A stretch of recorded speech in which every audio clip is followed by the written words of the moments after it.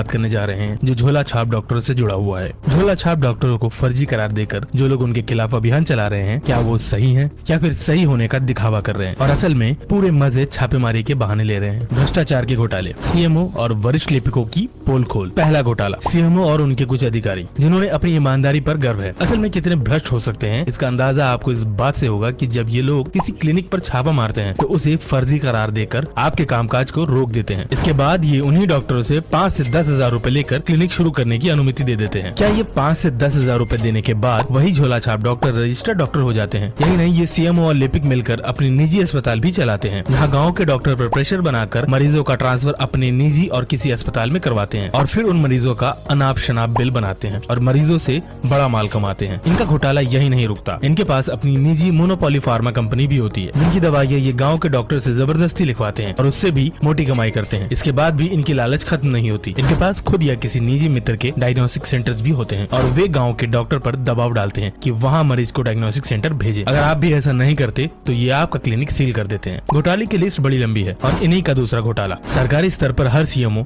सालाना सरकारी GEM मतलब गवर्नमेंट ई मार्केटिंग पोर्टल से विभिन्न चिकित्सा की सामग्री की खरीद करते हैं। इनकी मिली भगत कुछ चुनिंदा कंपनियों से होती है। जो वस्तुएं 1 रुपए की होती हैं उन्हें ये 3 रुपए में खरीदते हैं और सामान की क्वालिटी से इन्हें कोई मतलब नहीं। यदि आपका विश्वास नहीं होता तो आप RTI के माध्यम से इनकी 3 साल की खरीदारी की डिटेल्स मांग सकते हैं। उनमें से वही कंपनी घूम फिर कर आपको मिलेगी और इनसे पूछने पर हवाला देते हैं टर्नओवर का या ब्रांड की। वास्तव कई ट्रेडर्स के लिए जरूरी नहीं रहता। तो अब इन लोगों ने हद ही पार कर दी। इनका तीसरा घोटाला, जिसके बारे में बहुत कम लोग ही जानते होंगे, जो कि है धन उगाही का घोटाला।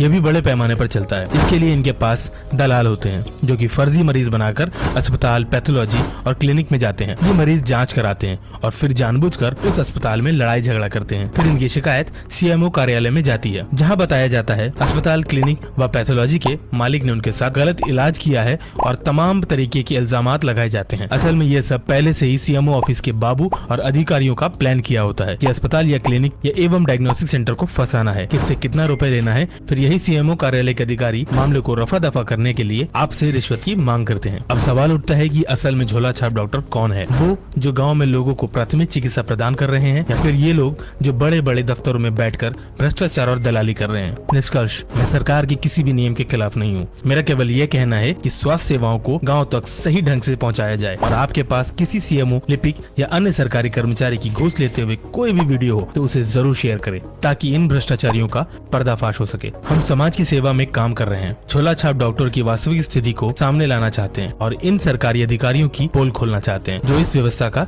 दुरुपयोग कर रहे हैं। अगर वीडियो अच्छी लगी हो तो